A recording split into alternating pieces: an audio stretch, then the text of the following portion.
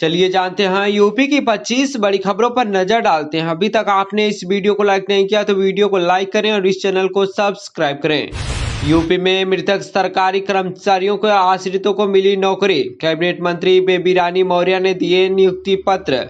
UP की योगी सरकार में कैबिनेट मंत्री बेबी रानी मौर्य ने 12 मृतक सरकारी कर्मचारियों के आश्रितों को अनुकंपा आधार पर नियुक्ति पत्र प्रदान किए। ये नियुक्तियां उत्तर प्रदेश सेवा काल में मृत सरकारी सेवकों के आश्रितों की भर्ती नियमावली 1974 के अंतर्गत की गई है। उत्तर प्रदेश में 4 दिन लगातार बंद रहेंगे बैंक, 3 दिन रहेगा अवकाश और 1 दिन की हड़ताल। All India bank employ association और united forum of bank unions की देशव्यापी हड़ताल की घोषणा के साथ अन्य अवकाश के कारण अब बैंकों में लगातार 4 दिन काम नहीं होगा। लगातार 4 दिन बैंक बंद रहने के कारण एटीएम भी खाली मिल सकते हैं। उत्तर प्रदेश में 24 से 27 जनवरी तक लगातार 4 दिन बैंकों की ब्रांच बंद रहेगी। राहुल गांधी कभी नहीं बन सकते हैं देश के पीएम, बोले बृजभूषण शरण सिंह। पूर्व सांसद बृजभूषण शरण सिंह ने कांग्रेस के पूर्व अध्यक्ष राहुल गांधी को लेकर बड़ा बयान दिया है। सुल्तानपुर जिले में एक जनसभा के दौरान पूर्व सांसद और कुश्ती संघ के पूर्व प्रमुख बृजभूषण शरण सिंह ने कहा कि राहुल गांधी कभी देश के प्रधानमंत्री नहीं बन सकते। उन्होंने आरोप लगाया कि राहुल चुनाव के समय हिंदू बन जाते हैं, मंदिरों में जाते हैं, जनेऊ दिखाते हैं, लेकिन जैसे ही चुनाव खत्म होता है वहीं राहुल हिंदुओं को गाली देने लगते हैं। पीएम किसान की 22वीं किस्त जारी होने से किसानों में खुशहाली का माहौल। पीएम किसान योजना के तहत अब तक नियमित अंतराल पर किस्तें जारी होती रही हैं। आमतौर पर हर किस्त 4 महीने के अंतराल पर बैंक खाते में ट्रांसफर होती हैं। पिछले पैटर्न को देखकर कहा जा सकता है कि 22वीं किस्त फरवरी में किसानों के खाते में आने की संभावना है।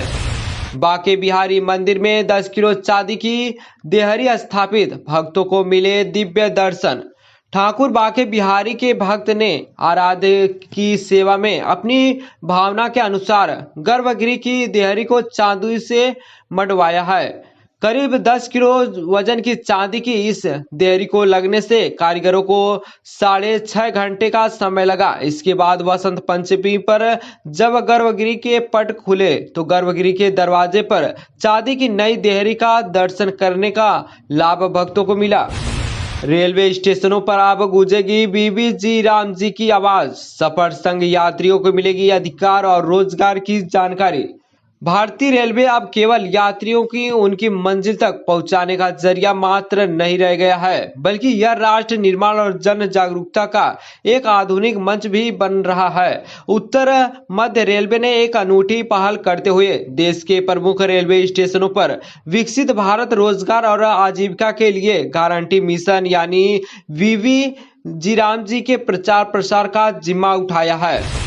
सुबह सर्द हवा चलने के बाद गुरुवार दोपहर में तेज धूप निकलने से दिन के तापमान सामान्य से 5 डिग्री सेल्सियस की बढ़ोतरी दर्ज की गई। रात का तापमान भी बढ़ गया है। वहीं अलीगढ़ में बूंदाबांदी शुरू हो चुकी है, इससे तापमान में ज्यादा गिरावट दर्ज नहीं होगी।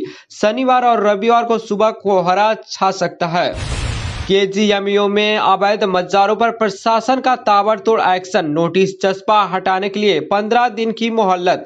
उत्तर प्रदेश की राजधानी लखनऊ स्थित king George medical university KGMU में अवैध निर्माण के खिलाफ प्रशासन ने सख्त रुख अपनाते हुए 2 मज्जारों को हटाने के निर्देश जारी किए हैं। शुक्रवार को विश्वविद्यालय प्रशासन ने इन मज्जारों पर नोटिस चस्पा कर स्पष्ट किया कि ये संरचनाएं विश्वविद्यालय परिसर की भूमि पर बिना किसी वैध अनुमति के बनाए गए हैं। इन्हें निर्धारित समय सीमा के भीतर स्वयं हटाना होगा, अन्यथा बलपूर्वक कार्रवाई की जाएगी।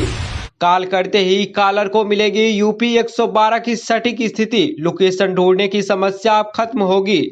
आपातकालीन सेवाओं को और अधिक प्रभावी बनाने की दिशा में सरकार ने एक बड़ा कदम उठाया है। अब प्रदेश की आपातकालीन सेवा यूपी 112 पर कॉल करने वाले व्यक्ति की सटीक लोकेशन पुलिस के पास चंद सेकंड में पहुंच जाएगी। लोकेशन ढूंढने की समस्या भी खत्म होगी। 6 सुपर जोन में क्यों बटा प्रेरणा स्थल, 3000 पुलिसकर्मी संभालेंगे सुरक्षा की कमान। यूपी दिवस 2026 को लेकर वसंत कुंज स्थित राष्ट्र प्रेरणा स्थल पर शनिवार से 3 दिवसीय कार्यक्रम का आयोजन होने जा रहा है। शनिवार को कार्यक्रम में बतौर मुख्य अतिथि गृह मंत्री अमित शाह शामिल हो रहे हैं। उनके साथ ही प्रदेश की राज्यपाल, मुख्यमंत्री समेत अन्य राजनीतिक हस्तियां और लगभग 10,000 लोग भी कार्यक्रम में मौजूद रहेंगे। वह साधु किस बात का जो अहंकार करे, बीजेपी तोड़ रही है सनातन धर्म की परंपरा। शंकराचार्य मुक्तेश्वरानंद विवाद पर किसने क्या कहा। शंकराचार्य मुक्तेश्वरानंद लगातार 6 दिनों से माघ मेले में अपने शिविर के बाहर धरने पर बैठे हैं। इन 6 दिनों में सीएम योगी से लेकर कई नेताओं के बयान इस प्रकरण में आ चुके हैं। एक तरफ सभा पूरी तरह से शंकराचार्य के साथ दिखाई दे रही है, वहीं दूसरी तरफ सीएम योगी इशारों में शंकराचार्य पर निशाना साध रहे हैं। जबकि deputy CM Keshav Prasad Maurya media के जरिए अभी मुक्तेश्वरानंद से माफी मांगते हुए मामले में कार्रवाई का आश्वासन दे चुके हैं। उत्तर प्रदेश का औरैया बना मॉडल जिला, नक्शा पास कराने के लिए सोलर पैनल और रेन वाटर हार्वेस्टिंग हुआ जारी। उत्तर प्रदेश को ग्रीन एनर्जी हब बनाने की दिशा में मुख्यमंत्री योगी आदित्यनाथ के नेतृत्व में एक और दूरदर्शी पहल की गई है। प्रदेश के औरैया जनपद ने आवासीय सौर ऊर्जा और पर्यावरण संरक्षण को बढ़ावा देने के लिए एक अभिनव मॉडल पेश किया है। अब जिले में नए आवासीय भवनों के नक्शे तभी स्वीकृत किए जाएंगे जब उनमें सोलर रूफटॉप सिस्टम और रेन वाटर हार्वेस्टिंग की व्यवस्था सुनिश्चित होगी। सतत विकास की ओर बढ़ते योगी सरकार के इस कदम को जल्द ही प्रदेश के अन्य जिलों में भी लागू किया जा सकता है। फर्रुखाबाद में धूमधाम से जगह जगह मनाई गई नेताजी की जयंती।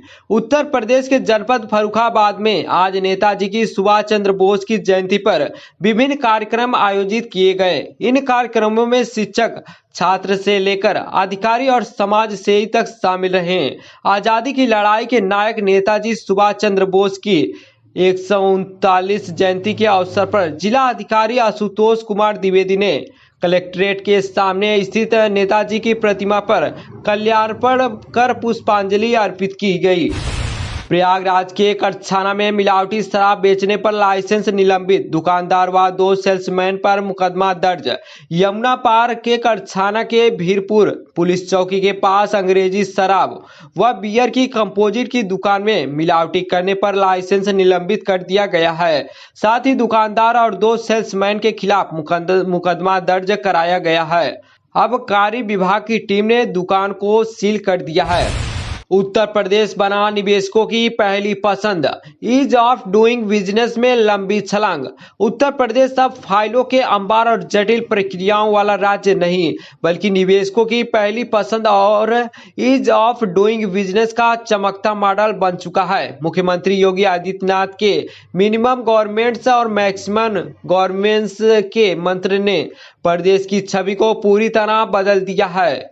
वर्ष 2017 में जो राज्य रैंकिंग में 12वें स्थान पर था, आज वह अपनी पारदर्शी नीतियों और प्रोएक्टिव अप्रोच के कारण देश के टॉप अचीवर्स की श्रेणी में खड़ा है। कोडीन कफ सिरप मामले में वाराणसी में बड़ी कार्रवाई। सोनभद्र पुलिस ने भी शुभम जायसवाल के माता पिता और पत्नी की संपत्ति जब्त। उत्तर प्रदेश के वाराणसी में कोडीन कफ सिरप मामले में सोनभद्र पुलिस और एसआईटी की टीम ने बड़ी कार्रवाई की है। कोडीन युक्त कफ सिरप तस्करी के मास्टरमाइंड शुभम जायसवाल के पिता भोला प्रसाद जायसवाल, मां शारदा देवी और पत्नी वैशाली के नाम की 3 संपत्तियों को जब्त किया गया।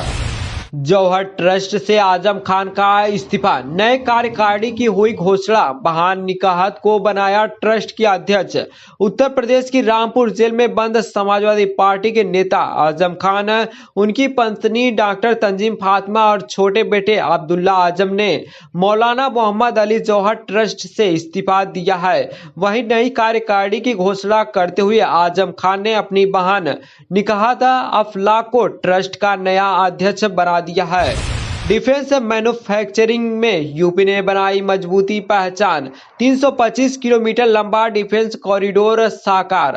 अब डिफेंस मैन्युफैक्चरिंग के क्षेत्र में तेजी से राष्ट्रीय नक्शे पर अपनी पहचान बना रहा है। राज्य में बड़ी कंपनियों की लगातार बढ़ती दिलचस्पी और हजारों करोड़ रुपए के निवेशक प्रस्तावों को बीच उत्तर प्रदेश में 325 किलोमीटर लंबा डिफेंस कॉरिडोर सर्किट का आकार ले चुका है। यह कॉरिडोर न केवल उत्पादन केंद्रों को जोड़ता है, बल्कि राज्य में औद्योगिक और आर्थिक गतिविधियों को भी नई दिशा देगा।